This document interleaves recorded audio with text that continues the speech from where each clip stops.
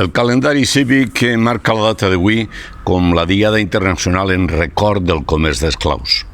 I és per això que ens hem de situar sempre del costat de la justícia social i de l'eliminació total de la tracta de persones, siguen d'on siguen i vinguen d'on vinguen. Avui ens trobem en el 894 dia de pandèmia i el 181 d'una invasió injustificable de les terres d'Ucraïna a mans de les tropes russes. I això ens ha de fer reflexionar sobre la idoneïtat dels exèrcits i de les forces armades, unes organitzacions pensades únicament per a la guerra i no per a la pau. Finalment, sembla que avui el Consell de Ministres del nostre estat centralista i centralitzador declararà zona catastròfica els territoris afectats pels grans incendis.